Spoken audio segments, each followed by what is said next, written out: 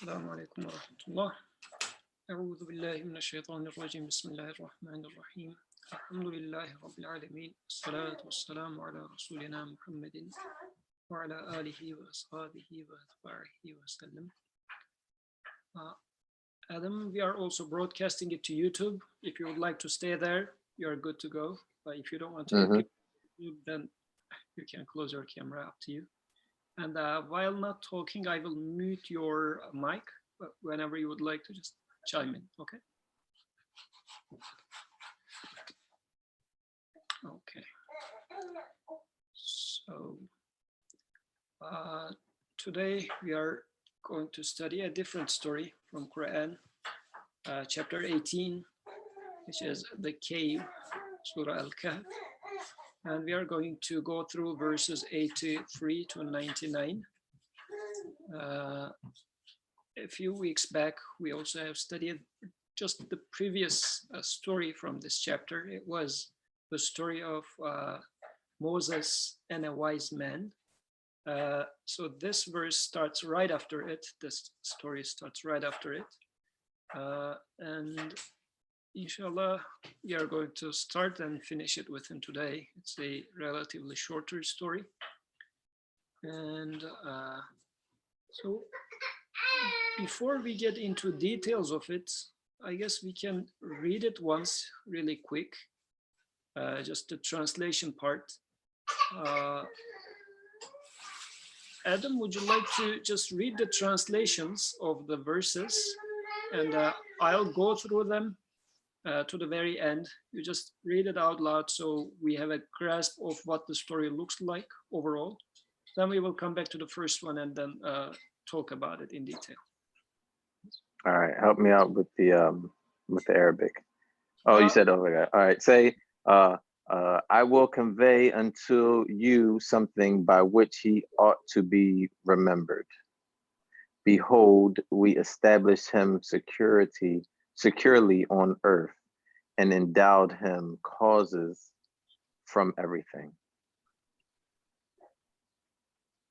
And so he followed causes till when he came to the setting of the sun, it appeared to him that it was the setting in a dark, muddy spring swamp, and nearby he found a people. We said, oh, can you help me out with there? Yeah, Dhu'l Qarnayn. Oh, you may either cause them to suffer or treat them with kindness. He said, as for him who does wrong, him shall we in time cause to suffer, and thereupon he shall be returned to his sustainer, and he will cause him to suffer with unimaginable suffering. But as for him who believes and does righteous deeds, he will have the ultimate good as his reward. And we shall make binding on him that which is easy to fulfill. And once again, he followed causes till when he came to the rising sun, he found that it was rising on a people for whom we had provided no covering against it. Thus, and we did encompass with our knowledge that he had in mind. I'm sorry. Excuse me. And once again, he followed causes till when he reached a place between two barriers, he found beneath them a people who could scarcely understand a word. They said, "Oh, Dhu'l Qarnayn. Okay. Behold, Gog and Magog are spoiling this land. May we then pay unto a tribute on the understanding that you will erect a barrier between us and them." And once again, he answered, that wherein my sustainer has no securely has so securely established me is better. Hence, do but help me with strength, and I shall erect a barrier between you and them. Bring me ingots of iron. Then, after he had plied on the iron and filled the gate between the two mountainsides, he said, "Below." At length, when he had made it glow like fire, he commanded, "Bring me molten copper, which I may pour upon it." And thus the barrier was built, and their enemies were able to pass over it, and neither were they able to pierce it. He said, "This is mercy from my sustainer. Yet when the time appointed my sustainer shall come, he will make this barrier level with the ground and make my sustainer promise always comes true." Thank you. So overall, this is what the story looks like. Let's go back to the first one and verse by verse try to get the main gist of the message. So the first verse is وَيَسْأَلُونَكَ عَنْ ذِي الْقَرْنَيْنِ. So, and they will ask you about Dhu'l Qarnayn. قُلْ سَأَتْلُ عَلَيْكُمْ مِنْهُ ذِكْرَهُ. Say, I will convey unto you something by which he ought to be remembered. So this word Dhu'l Qarnayn in here is like a name, but it can also be like a title. And the translation of this word is being mentioned as, so the translation of this name is either the one with two horns or the one with of two generations. So it can be understood in both ways. But the way we are going to read the story is, again, as it's talking about me, or it's giving a lesson to me here and now. So we will try to make sense of it as such. Because otherwise this verse, this story is being interpreted in the past as if this Dhu'l Qarnayn is a historical man, which might be, somebody says Alexander the Great, or somebody else said another king, a historical king. They gave some names to those people. But since the creator is speaking to me, and the purpose of the creator is not to give me the historical account of who did what in the past. This is the job of historians. So what does this story tell me? And why is the creator talking about this man? Because every single sentence should be relevant to me. This is why we will try to take this as talking about me. So as we quickly have seen throughout the story, there is a main theme of two ends. Because this man, Dhu'l Qarnayn, was traveling to the west first, and then to the east, meaning where the sun was setting initially, westmost, and then making a journey to the eastmost part.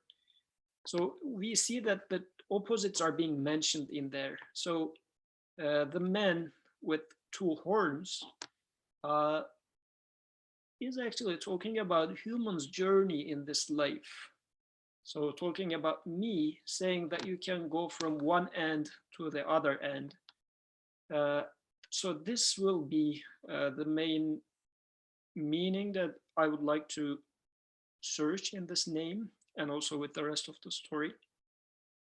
So it looks like there is a relevant message definitely in this story. This is why he says, say, I will convey unto you something by which he ought to be remembered. So it's not the name of this guy that needs to be remembered, but I'm going to tell you something about this guy, this man, that with which he should be remembered. His journey is what is relevant to you. So then the story immediately starts. إِنَّا مَكَّنَّا لَهُ فِي الْأَرْضِ وَآتَيْنَاهُ مِنْ كُلِّ شَيْءٍ سَبَبًا. So indeed, we have established him securely on earth and endowed him causes from everything. So there are two things that attracts my attention in this verse. So the first one is, the Creator says, we securely established man on earth. And when I look at it, yeah, I am being given life on earth. And he says, وَآتَيْنَاهُ مِنْ كُلِّ شَيْءٍ سَبَبًا. And to him we gave everything, causes from everything. So in our previous discussions also, we talked about these two words that are being mentioned in Quran. And so what does the earth mean in here? What does it signify? And what does it mean that we gave causes from everything to human? And again, this human is a human with two horns or two generations, two endpoints, as if, because in general, Quran has this theme of two opposites, day and night, darkness versus light, and then heaven and hell. These sorts of opposites are always being mentioned in the Quran, or there's Satan and angels. So the opposites are being mentioned a lot. And in here, this is talking about a human being now having a journey between these two endpoints. But this journey is happening on earth. And in Quranic terminology, the alternative to earth is heaven. So if you remember, we discussed this before, Adam was cast down from heavens to earth, for instance. So, which means human is being created on earth, on a earthly environment in which things are being connected to each other. This is what causes is going to now come back to. So I'm taking myself, for instance.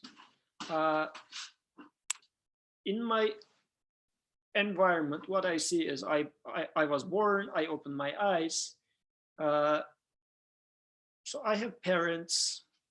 When I am hungry, I was crying for drinking milk. When I drink milk, I was getting satiated. And this is how my journey started. Then as I grow older, I drink water, I start walking. If I want to go somewhere, I just stand up and walk. So my life in this earth looks like as if everything has this mutual relationship, as if there are strings between things. There's this string meaning the relationship, such as if you drink water, you get satiated. If you walk, you become healthy. These sort of relationships. This is what's in such an environment I am created. So, and this is what Dhu'l Qarnayn in here is being described as. So this is pretty much I am. I am firmly created on this earth, and I am endowed with causes from everything. Wherever I turn my head, if I see some voice, for instance, I say, well, there must be someone over there. There must be something that made this voice, this noise, for instance. From everything, I do see causes. And if you have any comments at any point, please raise your hand. I'm just moving forward. Yeah, Brother Birkan, please go ahead. Jazakallah khair. I was waiting for you to ask us comments. So one thing which came to my mind when you were talking about, everything and causes. So I remember the similar, phrase, the kullu shayin, like we are given them everything. When we studying the story of Solomon as well, he was telling his people that, oh people, look, we are given from everything, min kulli shay. And here, this sabab, the causes also added at the end. So as if Quran is telling me that Birkan, you are given everything. You can make connection with everything in the creation. All you need to do, just follow the causes that I send you as, let's say, messengers or indications to things. Don't take them as your Lord, but just follow them to reach your sustenance. See them as, you know, the tray barrier of, is it tray barrier you would say? Anyway, tray barrier or carriers to my sustenance. Just follow them. So I just wanted to make this point. And since from everything the causes are given to us, and as the following verse will say, فَأَتْبَعَ سَبَبًا, so he followed those causes. Everything is tied to each other, as if things are like nodes, and in between nodes are those strings. So I knock the wood, then voice comes. So between knocking and voice coming, as if there's a relation, and this relation we call as, well, there is voice because I hit the wood. So there's this causal relationship that we observe on earth. This is where we are. So this man in our story, which is human, is taking the journey by following those causes. So at the first episode of this journey, حتى إذا بلغ مغرب الشمس وجدها تغرب في عين حمية ووجد عندها رزق قوما قلنا يا ذا القرنين إما أن تعذب وإما أن تتخذ فيهم حسنا. So he had this journey until when he came to the setting of the sun, or when he came to the place where the sun was setting. And it appeared to him that it was setting in a dark, muddy spring. Another translation of this word is like a swamp. The sun was setting in a swamp. Sorry. And nearby, he found people. So there was like a group of people where the sun was setting. It's a very interesting imagery in here, but let me also read the next sentence and we will talk about this. Then Creator says, we said, O Dhu'l Qarnayn, O man with the two horns, or man with the two generations, you may either cause them to suffer or treat them with kindness. So what do you see in here? Let me first ask the question. If anybody wants to make any comment about this, please feel free to raise your hands. So the things that attracts my attention in this verse is, first, he takes this journey to where the sun sets. So he is taking the journey and coming to one endpoint. What does it mean that sun is setting? This is the first thing to question in here. Then at the place where the sun is setting, he saw that the sun was setting in a swamp. So what does it mean? A second imagery now. Sun is setting in a swamp. So like the picture in the background, to the person who is looking from far, what you see is, from far you see a swamp, and as if the sun is entering into this swamp. For somebody who is observing it from far, this is what it looks like, as if the sun disappeared inside this swamp. So what does that mean? Practically speaking, in my personal life, where does the sun set? What is the west end point of the journey? First question. The second question is, what does it mean that I am perceiving as if the sun is disappearing inside the swamp? The third point in here is, and he found some people in there. So there was some group of people in that environment also. Uh, anybody wants to, anybody has any comment about this so far?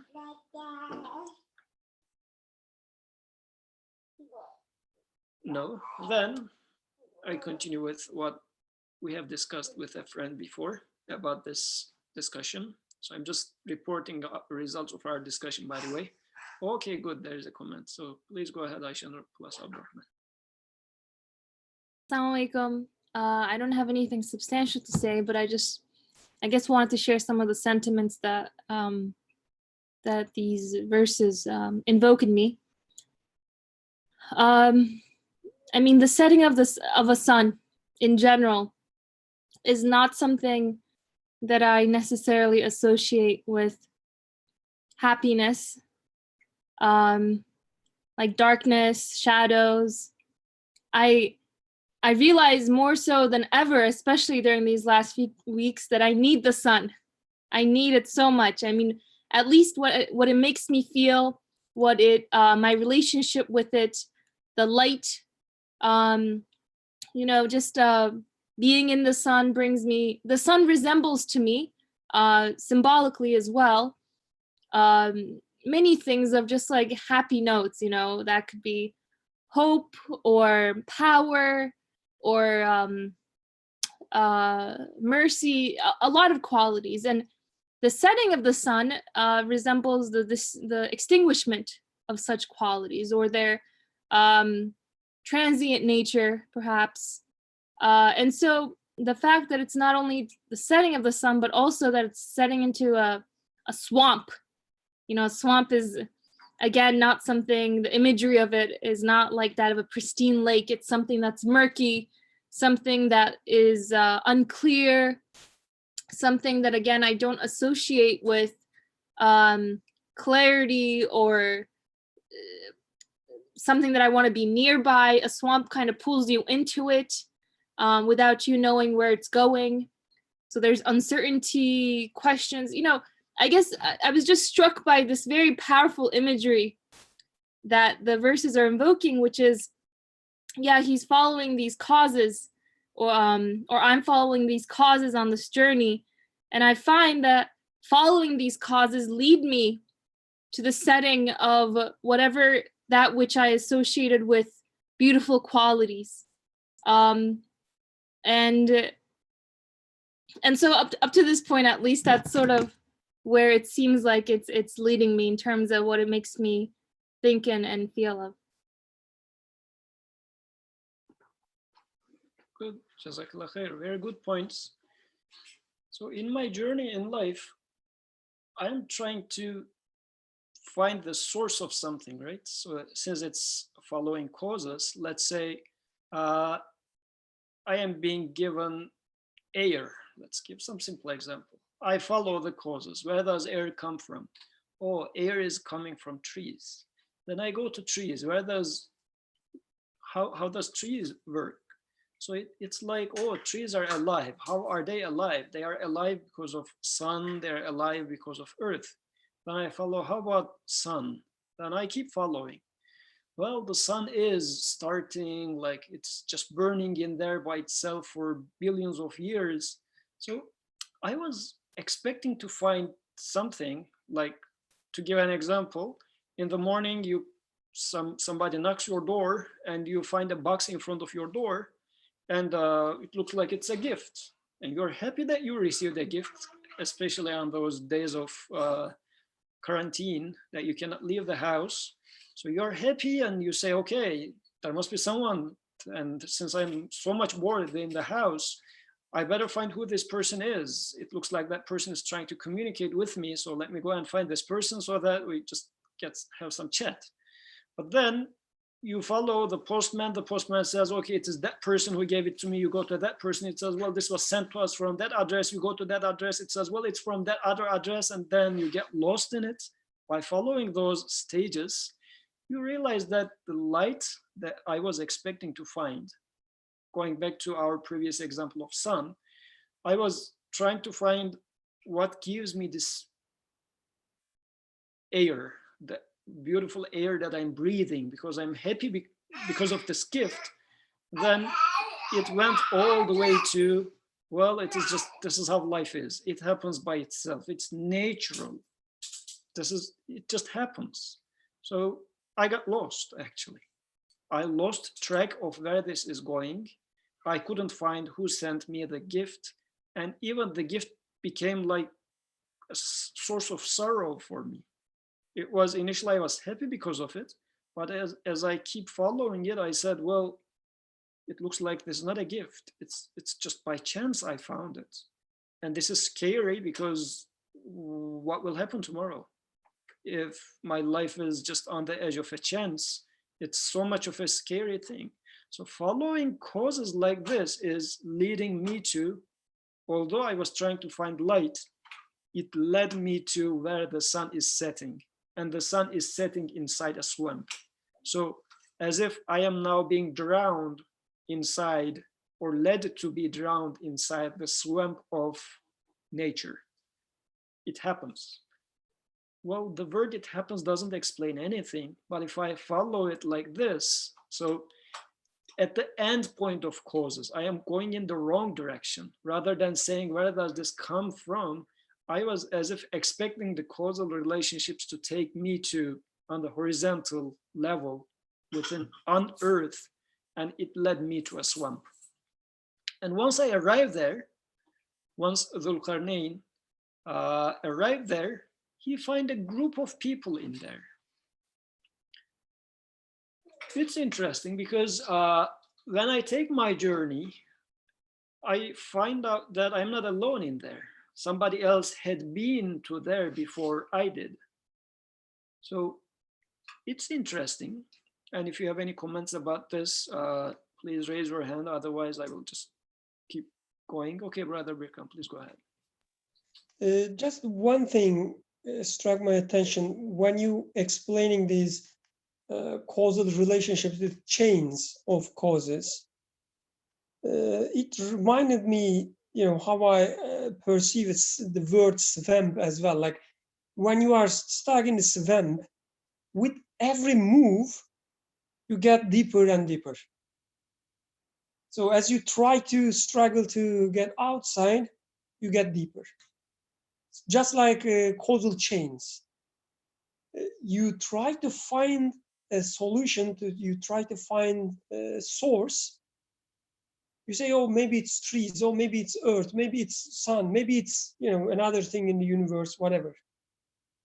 As you try to go further and further, you actually go deeper and deeper in your swamp. You get further away from the light that you are looking for. So what you should do instead, stay there, like don't move, meaning if you are questioning whether the oxygen that you're breathing it can give you the pleasure, just stay at the level of oxygen and question the oxygen. Don't get lost with the causal chains, otherwise it will take you deeper in the swamp. It wouldn't help you at all.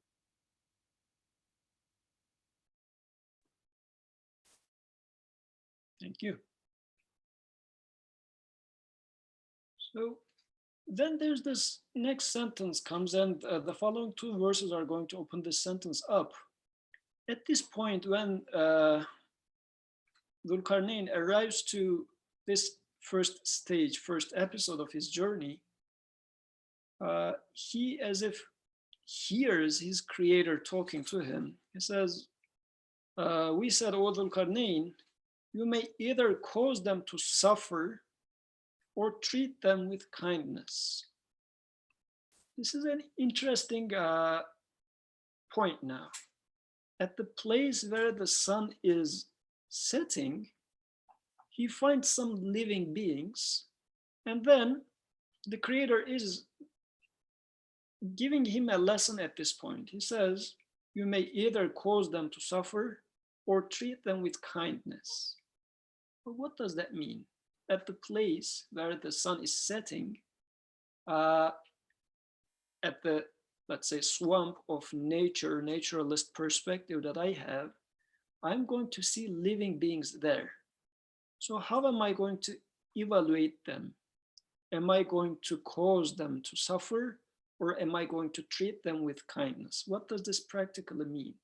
If, in my perspective, in my journey of life, I arrive to one endpoint in which now I'm evaluating everything within causal relationships and things are now drowning, then what happens with a,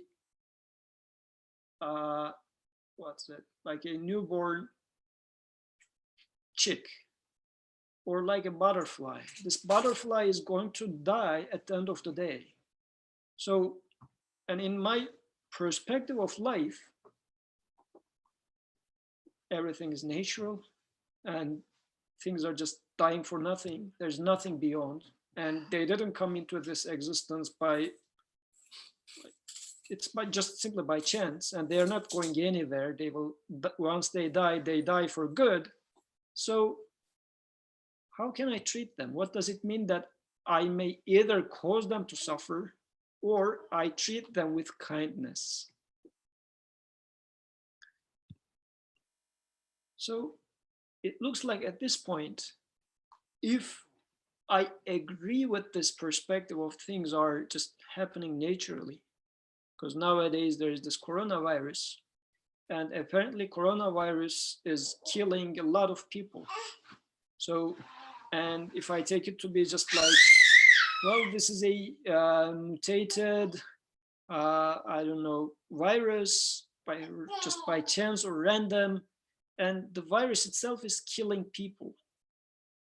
I wouldn't like to be killed by such a pointless, purposeless killer, murderer. And I mean, God forbid, if such a murderer, if I take it as a murderer, and I have to take it as a murderer, if I see it only within causal relationships, I wouldn't like this murderer to kill anybody that I love.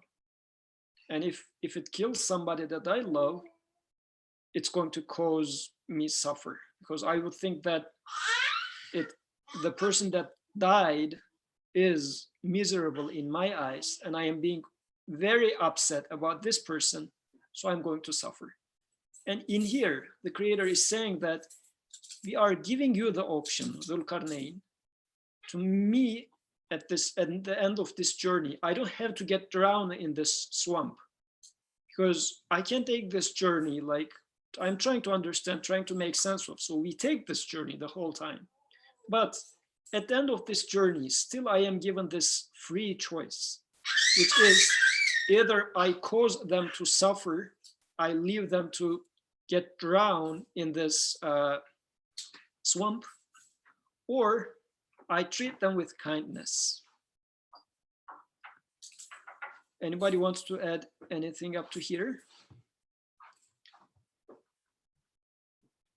No? So now these two verses are a continuation of the previous one, the last sentence of the previous verse. قال أما من ظلم فسوف نعذبه ثم يرد إلى ربه فيعذبه عذابا نكرا. He said, as for him who does wrong, him shall we in time cause to suffer, and thereupon he shall be returned to his sustainer, and he will cause him to suffer with unnameable suffering. وأما من آمن وعمل صالحا فله جزاء الحسنى وسنقول له من أمرنا يسرا. But as for him who believes and does righteous deeds, he will have the ultimate good as his reward, and we shall make binding on him that which is easy to fulfill, or we shall make his job easy, to make the simpler translation. So I'll just tell what I understand, and please raise your hand if you have any comments. So once I come to this, and I am being given this option, either I will think that the people that are suffering from coronavirus is being murdered by this cruel murderer, which nobody knows how came into being, by years of evolution, by chance, and it's just randomly getting into my mouth, or some weak person's mouth, or some old person's mouth, getting into the lungs and then causing a lot of trouble and then killing that person. I can take it as such. If I take it as such, I'm going to feel so pity for that human being. But what is the alternative? Is there an alternative way of doing it? Because in the previous verse, the Creator was saying that, or treat them with kindness. So how can I treat them with kindness? What is good in here? What is good in death of an old person, a child? So how do I see that? So in these following verses now, continues saying that if I do wrong, whoever, so making these two choices, if I make my choice to wrong, what does it mean to wrong in here? Man zalama. So if I take it as this is random, it is now clear that I am going to suffer in the first place. Regardless of this person suffering from coronavirus is having pain or not, as the observer, I'm going to be worried or feeling pity or horrible because of what's happening to this beloved person. So what is that? It looks like in here, this is a punishment to me because I wronged. What sort of a wronging is that? Whom did I wrong? But the Creator, since the Creator is giving the punishment, it looks like I am wronging the Creator. But what does it mean that I am wronging the Creator when it comes to my relationship with coronavirus, for instance? It looks like as I take coronavirus to be random, what I am saying is God is not the Creator. Because coronavirus is acting on its own. It came into being randomly. There's no God whatsoever. And what happens eventually is everything is chaotic. Every single agent in here, me, coronavirus, or a storm, they all act by themselves. So imagine so many independent agents acting as if fighting with each other. There is all the harmony is lost. Might now would have right. So if you are strong, then you overcome others. If you are weak, you are bound to suffer. So in such an environment, I am wronging the truth of the orderly existence out there. But in my perception, in my understanding, things are now very disorderly, very random, no meaning, it's going nowhere. Everything starts causing suffering on me. So now the Creator is saying that it's not causing suffering on you randomly, actually. I made you suffer because you have been ignoring the truth of things. And in a sense, this is also a mercy that I am suffering so that I feel like there is something wrong in here, pretty much like our toothache. So when I have pain in my tooth, it's a mercy that I have this pain so that it means something is wrong in there. So I go to the doctor and try to fix it. So when I feel this suffering because I am wronging the Creator, as I am being overly concerned about, wow, this coronavirus is going to kill me, or anything in our lives that makes me so much concerned, this is what's happening in here. It makes me cause to suffer, and this is because I am wronging the true meaning behind what's happening. But on the other hand, still I have this free choice. It's not that I am doomed. It's not that since I take the journey up to here and I saw the scene in there, I'm not bound to get lost in there. I am still given this choice. So the other option is, but as for him who believes and does righteous deeds, I can see the scene and say that, no, this cannot be like this. There has to be something behind that. Doesn't make any sense. It cannot happen by itself. All this life cannot end with this haphazard and random murder. It cannot be a random murder. If I take it as such, believing and doing righteous deeds. It's not only first I observe and I confirm that it cannot be random. Then I also say, turning back to myself, I am not random either.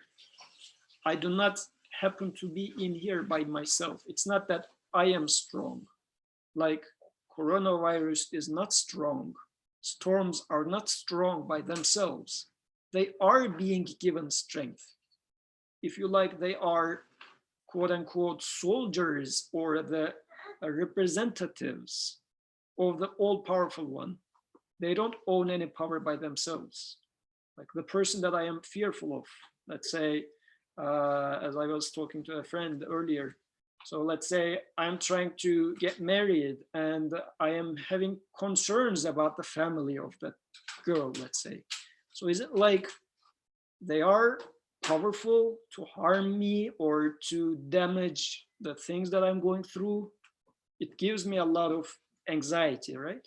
So if it's causing me to suffer, then that means I need to re-question it and say that, well, this option doesn't look good. So let me go back to the other end because this opportunity is being given to me. Then I evaluate the other end. It says, as for him who believes, who is convinced that, no, everything is being controlled. Look at this universe, the air that I breathe, the sun that I am in need of, the apple that I eat and everything, all the sounds that enter to my ear, light that comes to my eye, as if everything is created in perfect harmony. Likewise, the thing that I am fearful of is in the hands of the one who takes care of everything.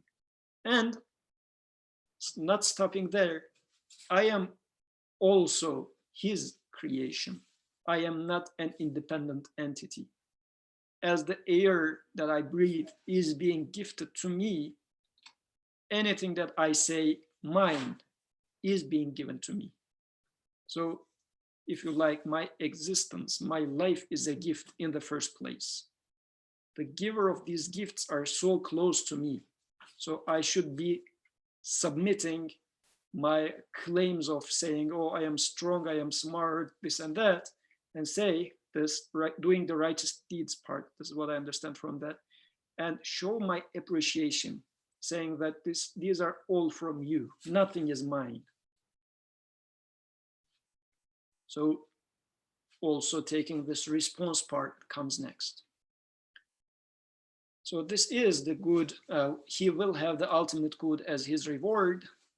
وَسَنَقُولُ لَهُ مِنْ أَمْرِنَا يُسْرًا, and we shall make his job easy for him. Then once I make this resolution, the way that I simply understand what it means that his job becomes easy to him, even the toughest thing in life, let it be dying, or let it be losing the most beloved one, or let it be trying to get married. I mean, these are not easy things that's happening. It might have happened easy for someone anyways, but it becomes easy for me. What does it mean it becomes easy? Because the biggest hardship that is happening in the event is, how am I going to convince my mother? As if it is at the hands of my mother.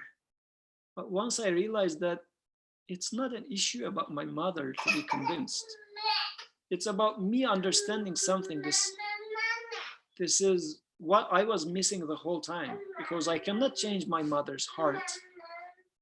I can't make her convinced.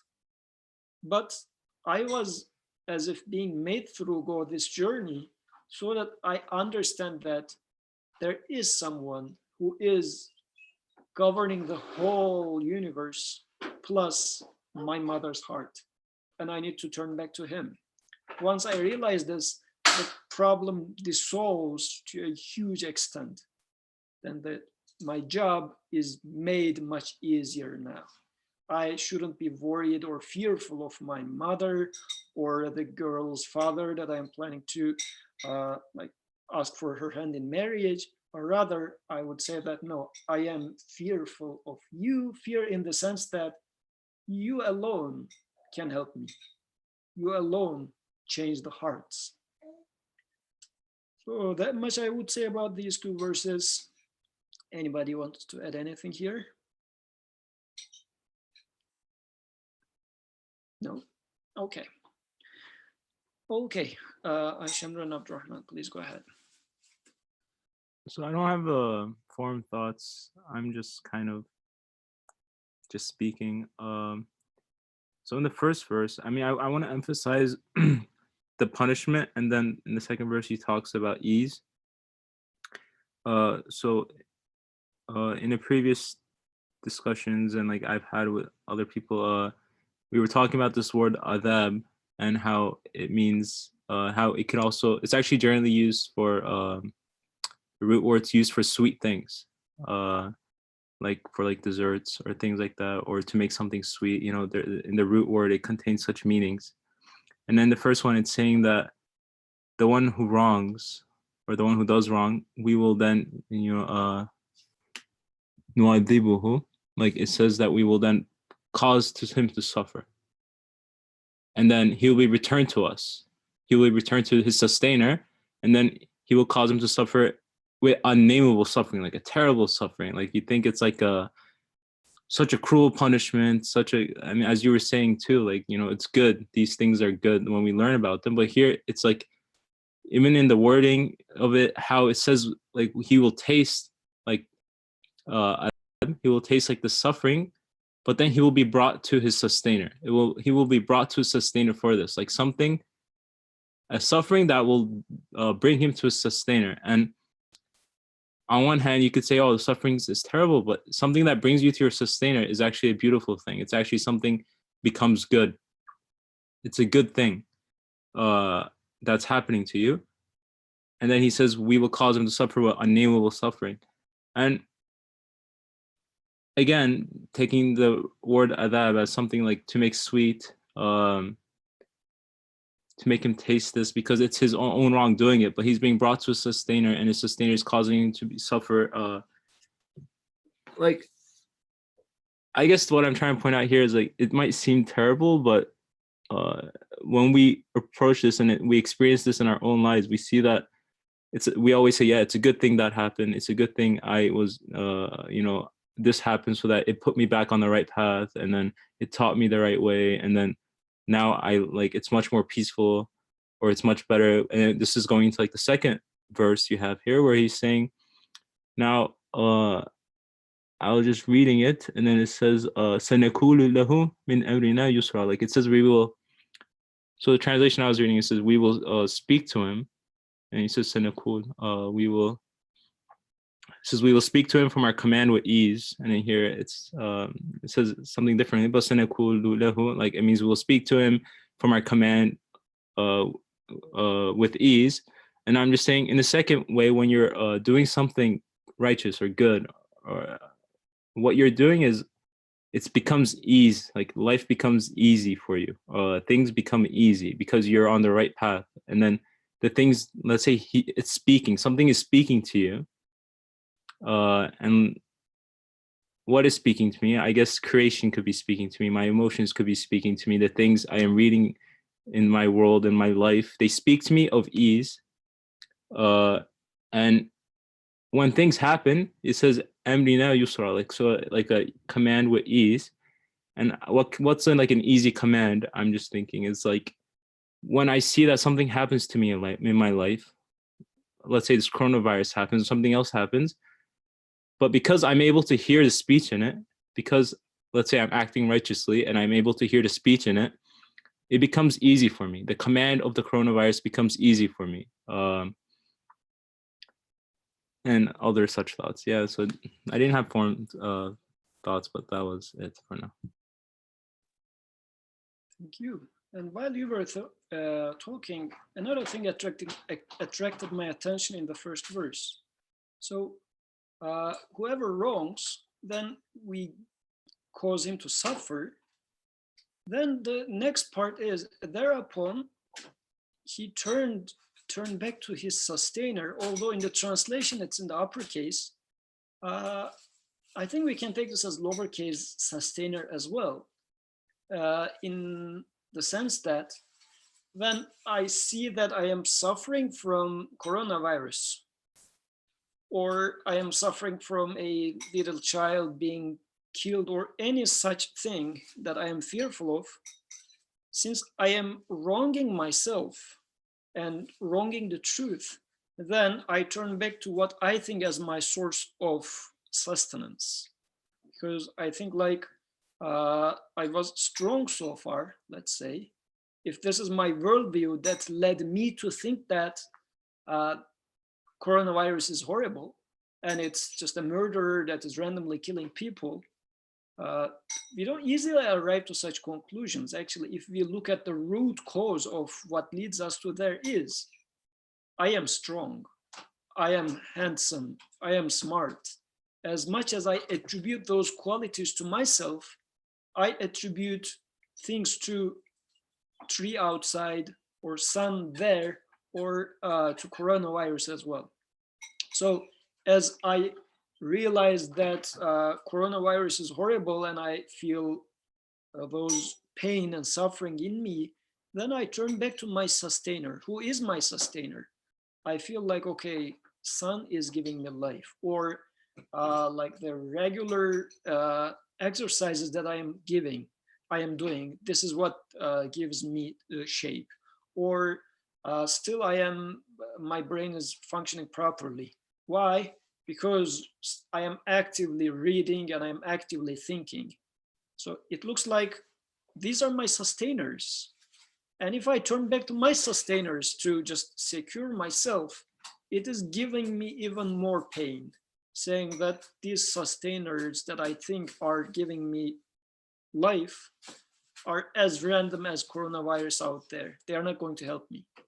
So I find myself to be so lonely, so fragile, so vulnerable in this life. So if I have this mindset of getting drowned in the swamp of nature, this is what's happening to me.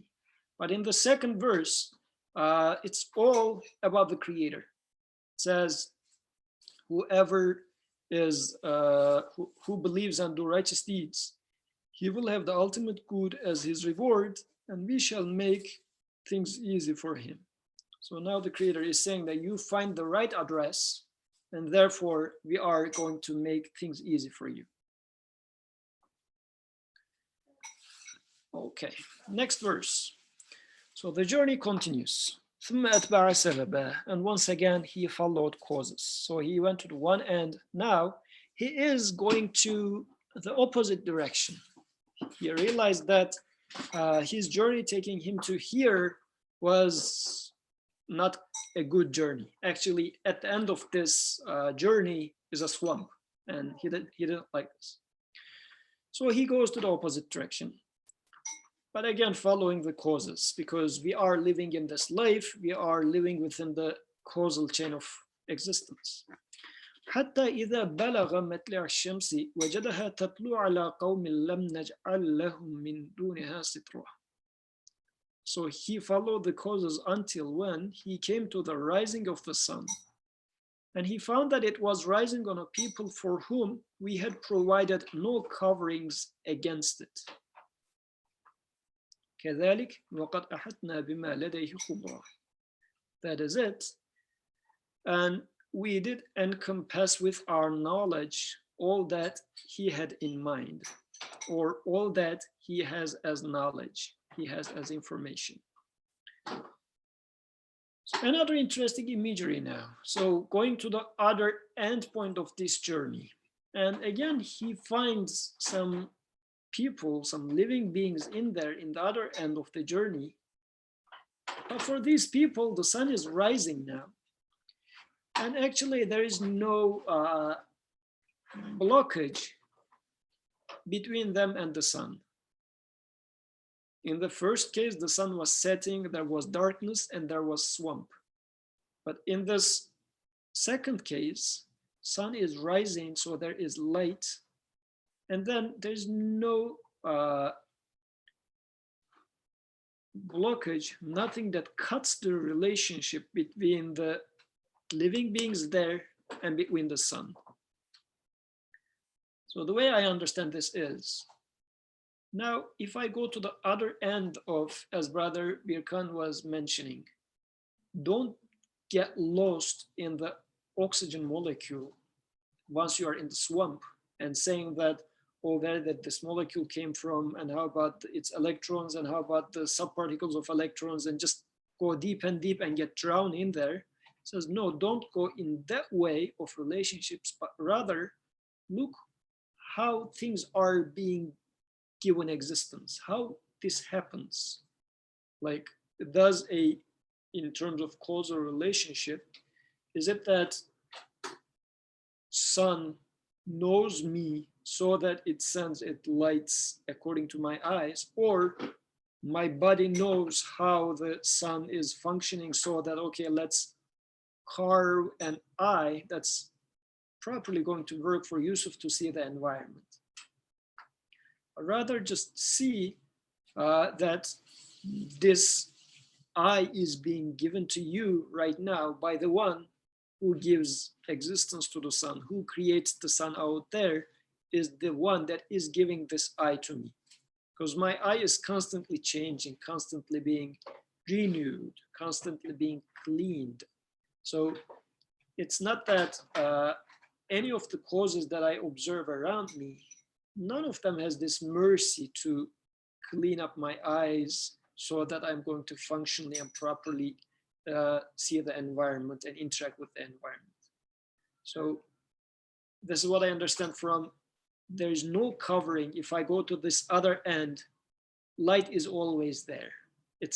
I don't need to follow the causal chain anymore to arrive to the light, to meaning that metaphorically, meaning that I am trying to make sense of this existence because I don't want darkness, I want light.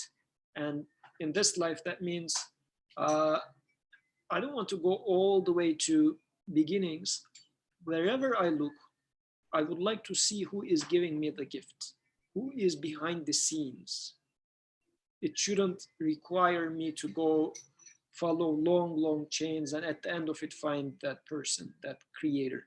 But rather, in wherever, once I take the journey to there, the beginning part of the journey is where the sun is rising. Its sun is always there, as if, and on Earth we have such an example for that, as if you are living in North Pole or South Pole, and sun is never setting actually. This is the imagery that comes to my mind. And with the last verse in this page, once you arrive to that conclusion, you will also realize that all the knowledge that is given to me is being given to me. It's not that I learn anymore. It is, I am being taught. All the ideas that appear in my mind, they are not works of my neurons. It's not that because I studied, therefore I learned. It's not this sort of, again, a horizontal relationship anymore. This is a very beautiful ending actually, because it's relatively easy to say that, yes, apple tree cannot create apple. There must be a creator, or sun cannot create the apple. They don't have mercy or anything, or knowledge or power. Creator is creating apple tree and apple at the same time. This is relatively easy to say. But how about this conclusion that I just arrived? Where did this idea come to me from? Did I came up with this idea of apple tree cannot create apple? I mean, if, as I believe in the existence of a creator, where did this idea come to me from? Can I be proud of myself to say that, well, see, I had this journey and I arrived to this conclusion and I own this idea? Can I say such a thing?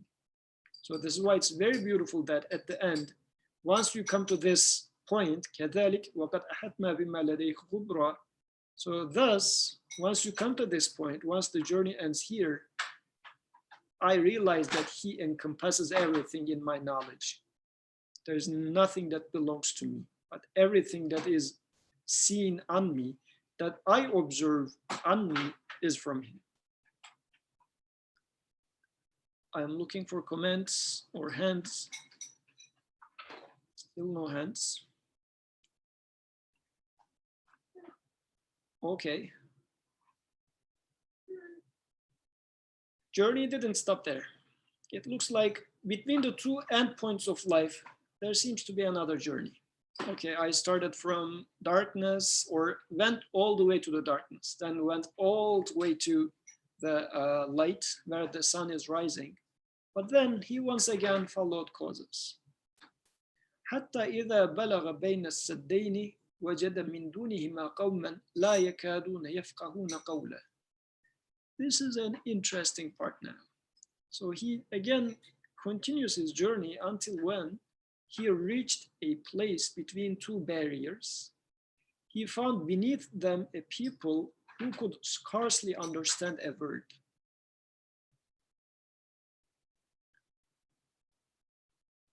And I will ask for your help for understanding this verse. قالوا, and I'm reading the next three verses as well, so let's talk about them together. قالوا يا ذا القرنين, and they said, O Dhu'l Qarnayn, behold, إن أجوج ومأجوج مفسدون في الأرض فهل نجعل لك خرجا على أن تجعل بيننا وبينهم سدا. So there's this, again, interesting creatures here, or group of people, whatever, if you would like to take it historically. Gog and Magog, Ya'juj and Ma'juj, are spoiling this land. So those people that Dhu'l Qarnayn found between the two barriers are complaining about someone. They say, Gog and Magog are spoiling this land. May we then pay unto you a tribute, something, on the understanding that you will erect a barrier between us and them.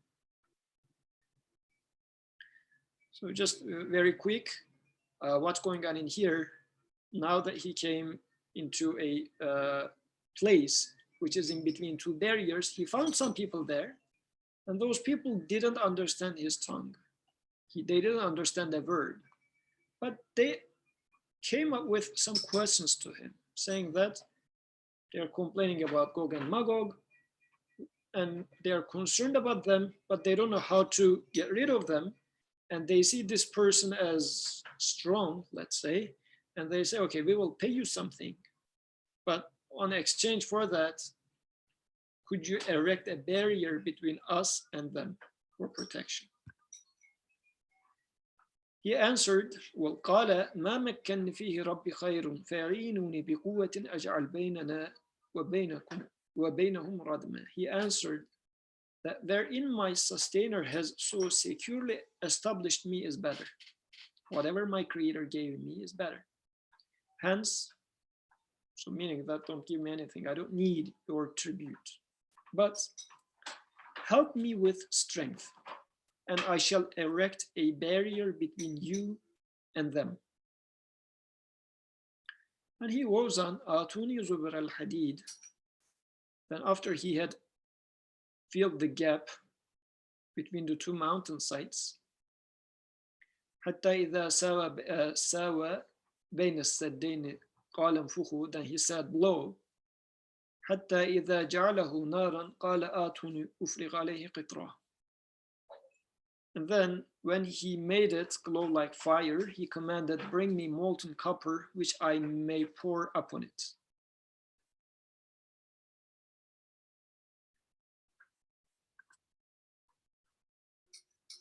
Okay, then we will talk about this last slide later on. So these two slides, what do you think about this? Now, another group of people, but these people are in between the two barriers, and they're asking for help, and they don't understand anything, or pretty much anything, that Dhu'l Qarnayn would speak to them. But they are eager, and they're concerned about a troublemaker,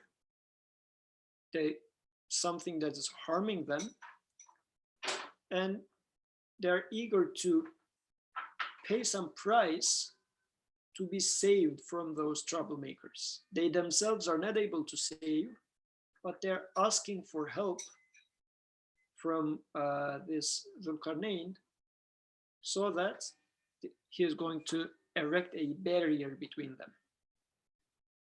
What do you think?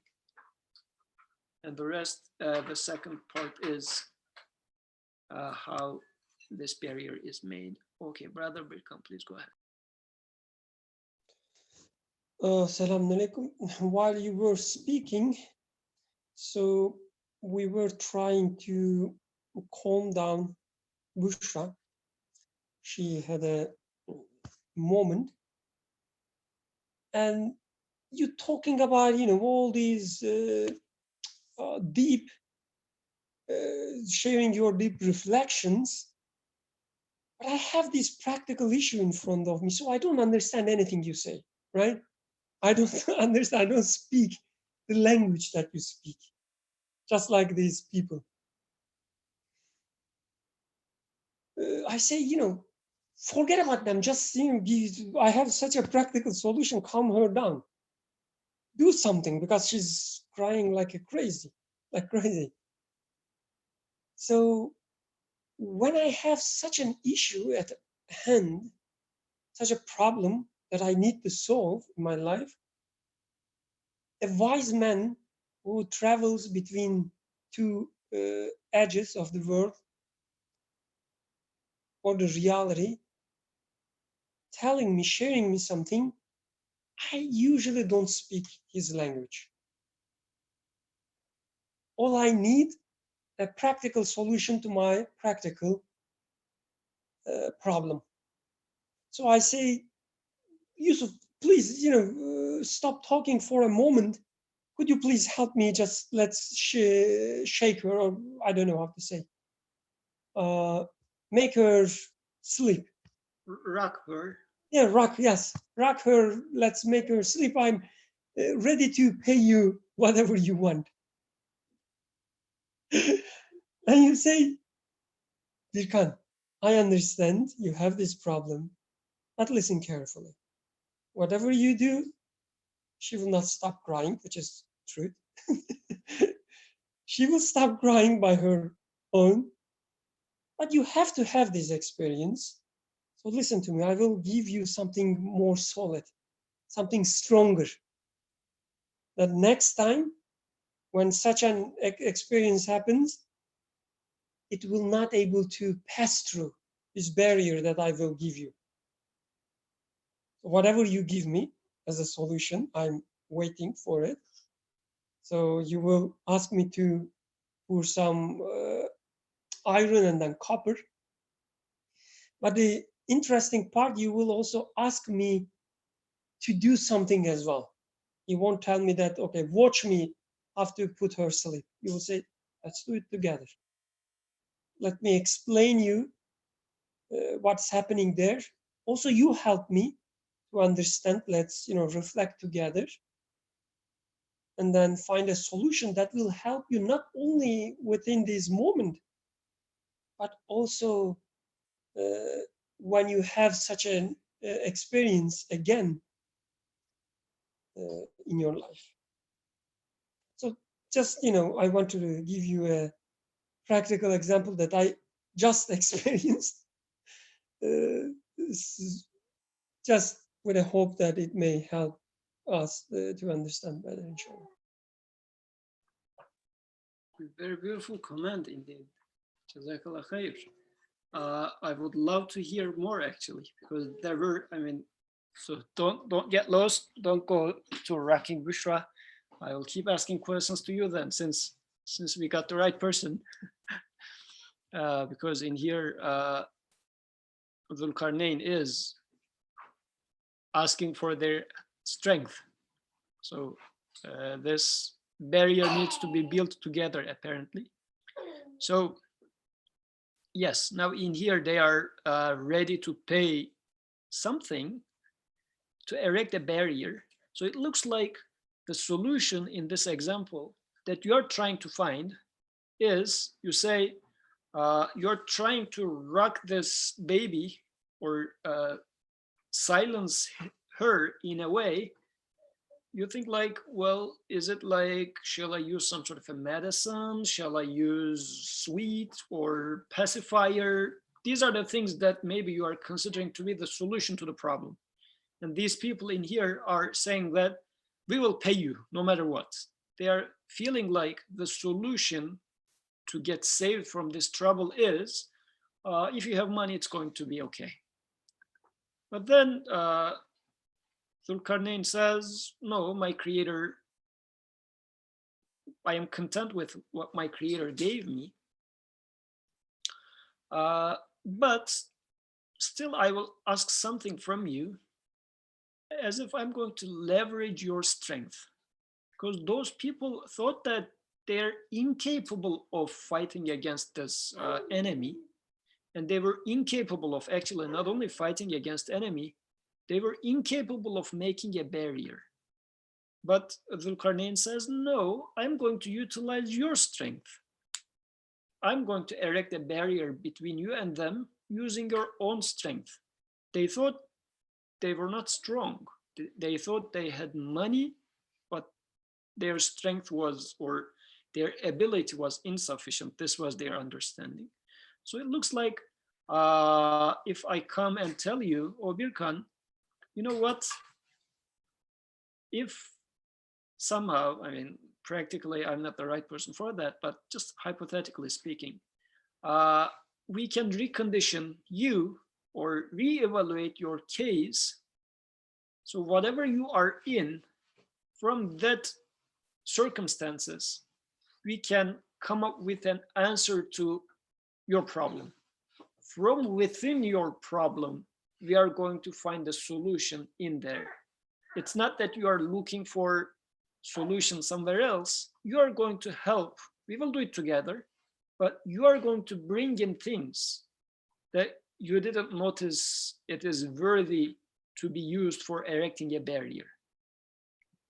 So this is good, because sometimes we are expecting a scholar or somebody from outside to come up with a magic wand, touch us, solve all our existential problems, solve all our day-to-day problems. It says, no, you need to put your hand dirty into the job, and your whole environment is going to be part of the solution.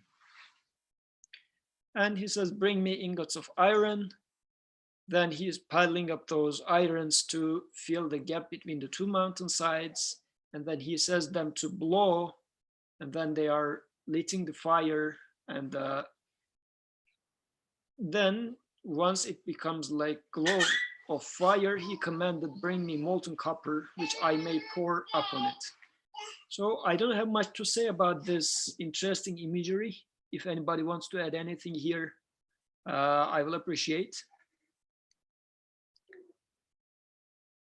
If not, I will continue with the next one by simply saying in here without giving any detail, because I don't have anything to say here.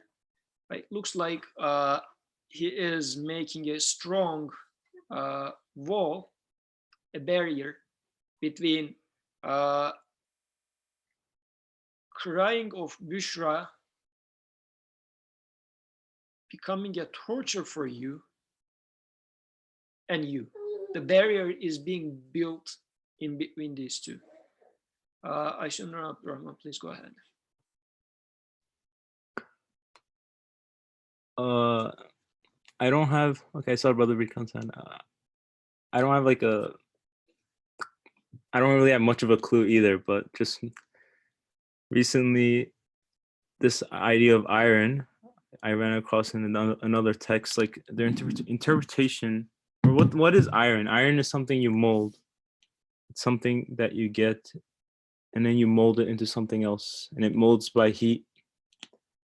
And, you know, here, Dhu'l Qarnayn is saying, my sustainer has given me better than what you're offering.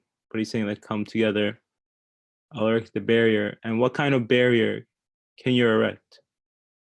And he's saying that this is also from sustainer, ingots of iron. And iron in my life, like the things I can mold in my life are, let's say, my experiences, the things I go through, that, let's say, I suffer in the world, or the joys I have, like all these things I've piled up or I built up in my life, those are sort of my irons. And these different events that I go through, or let's say like irons are my experiences, and the different events that I go through, different struggles I go through, they almost heat up the irons. Like let's say someone comes to me and says, you have power, you're an independent being, you don't need God. Then I would, to like build my barrier against this person, I would then look at my experiences and like this, like I would look at the suffering I went through, like the times of need I went through, and I would heat up the iron I have like within me. And then by heating this up, I would then remember, like I would remember like my need and my struggles, and then this iron would heat up, and then I would build a barrier and say, you're wrong. I would say like a fortress that they can't pass through. Again, it's very vague and it is a difficult interpretation, but just this idea of iron and like the things we go through in life are heat up our iron so that we can mold it. Just that's the basic idea I'm thinking of. Jazakallah khair, actually, very good point. And like ingots of iron are like trunks or huge chunks of iron there, which seems to be something very strong and sturdy, but it's also just something heavy to lift. It just stays there, but he's utilizing them. So there are things in our lives which are heavy, which are like huge chunks, which maybe we are not making any use of, or we don't understand what is the purpose of that. But by burning them, making it useful. So things are happening in our lives which I don't evaluate them, and I just maybe want to forget about them. Well, this year that I lived, let's say 6-7 years ago, I lived a year of my life which was so, I mean, even I don't want to remember that time. It was such a tough period in my life. It looks like if Dhu'l Qarnayn were to come and would suggest me, saying that bring that experience, let's burn it. It's not something to be cast away, but let's burn it with a fire, make it moldable so that it's going to become useful tool to build up a barrier between your next experience to be harming you. Let's go with the last slide then. And thus their enemies were unable to pass over it, and neither they able to pierce it. Neither were they able to pierce it. So once this barrier is built, it's neither passing over or impenetrable. So like a okay, Brother Bikan had his hand up. Brother Bikan, you were going to say something for the previous verse? Oh, no, actually it's about, I just realized it's about the last slide you have, so. Okay, so let's listen to the last slide from you then, since your mic is open. Oh, I was waiting for you to finish, but anyway. So, and thus their enemies were unable to pass over it, and neither were they able to pierce it. So I have this problem, this practical problem. I ask you a solution, and I want you to give me unpassable, unpierceable, if there are such words, sorry, solution. So we are so used to hear these narrations about these stories in a, within just the historical context, what happened, about the Gog Magog, and what will happen in this physical world. We make these connections between Gog and Magog. We say, okay, Russia is Gog, America is Magog, or Turkey is X, something is Y, Magog. And we always, try to understand it as a practical solution still. You know, the Quran is here talking about an Islamic country will raise, make a great wall of something between X and Y and save us. Or, I don't know, somebody wise will come, teach you how to rock your baby and put her asleep. This is our expectation still when we're looking for solution. But none of these solutions are neither unpassable or unpierceable. I mean, just imagine. I mean, if you are willing to take it within a historical context or a practical realm, baby Moses was crying. Baby Moses was crying. Her mother was not able to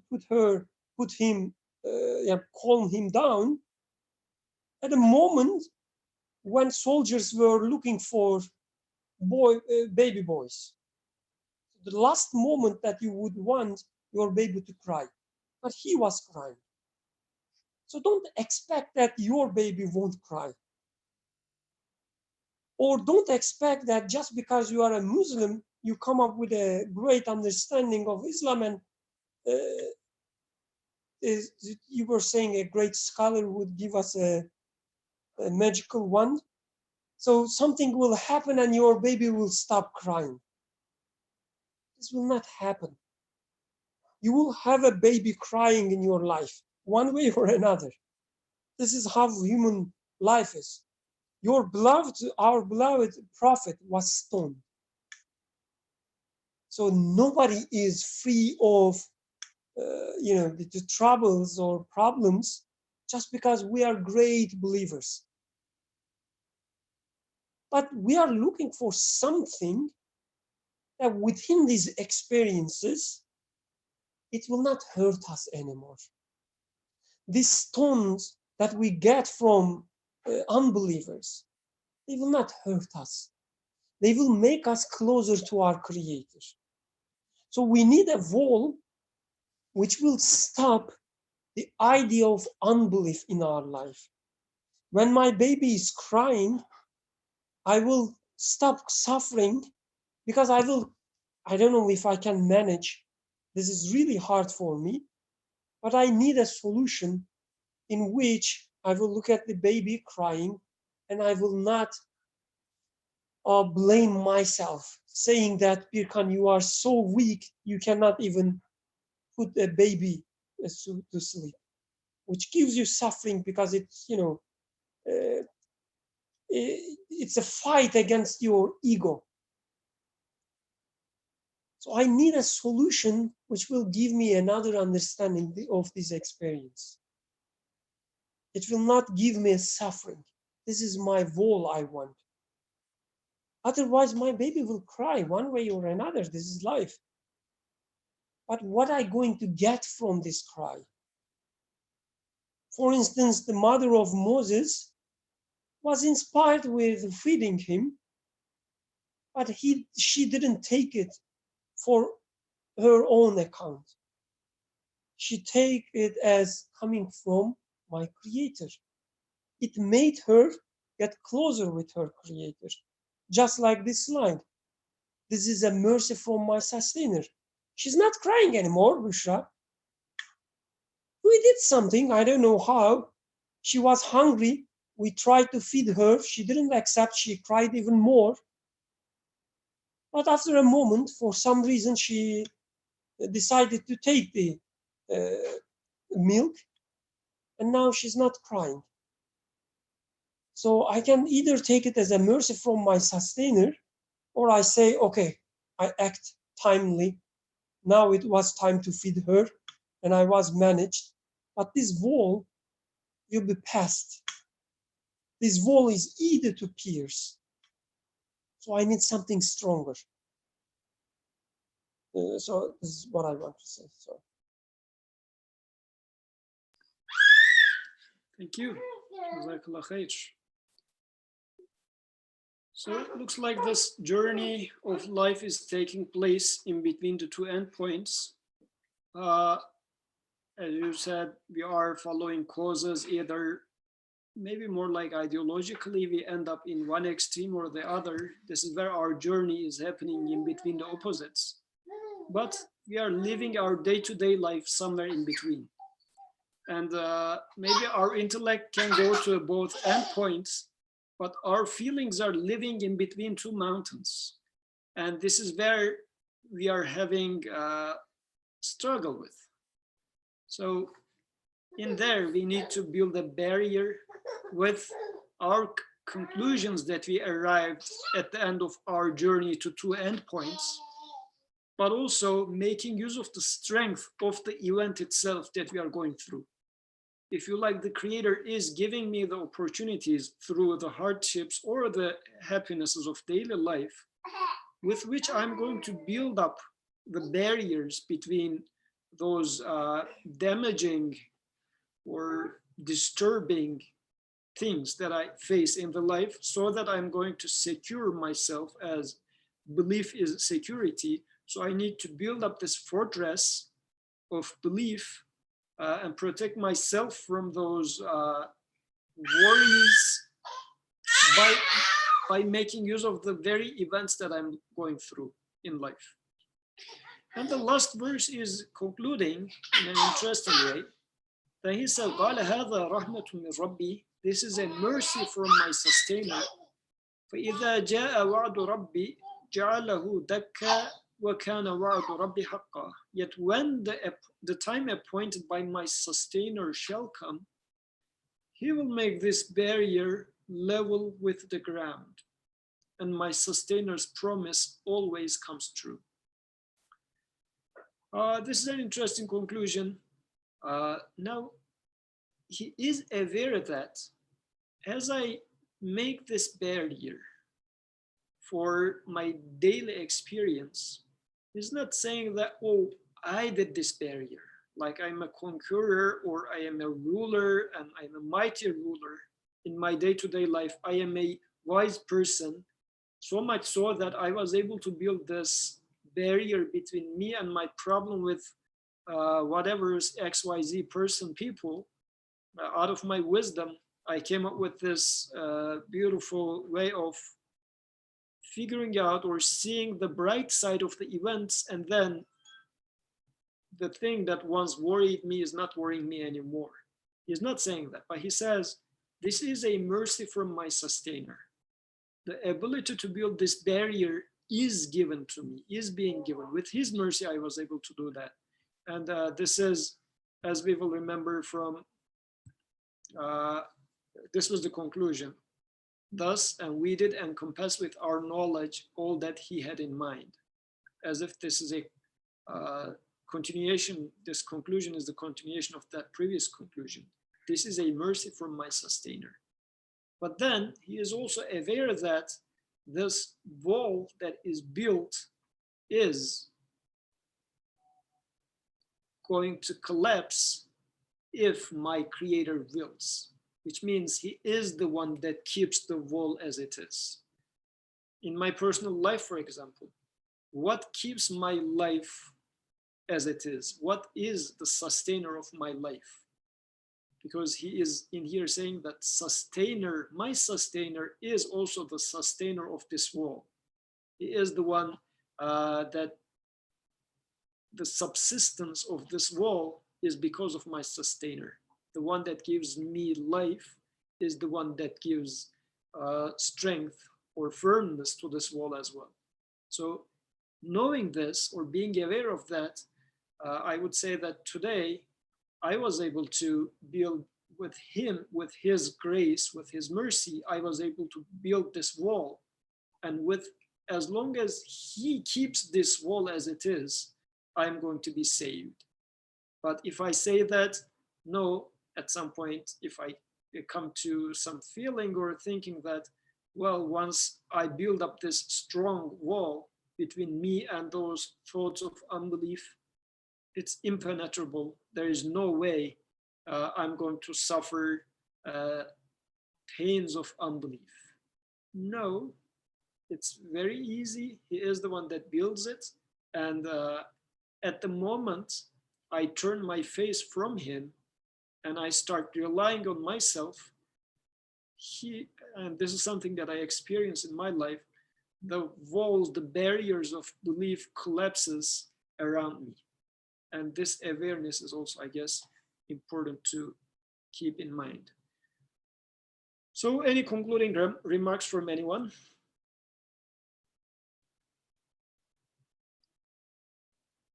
Alhamdulillah, it was beautiful, fruitful discussion. And this is a mercy from our sustainer that he granted us those beautiful messages through this story-like thing, which we found ourselves in the story talking about us. So let's conclude. Subhanaka la ilma lana illa ma 'allamtana innaka antal alimul hakim. Wa akhiru da'wahum anil hamdulillahi rabbil alamin. Al-Fatiha.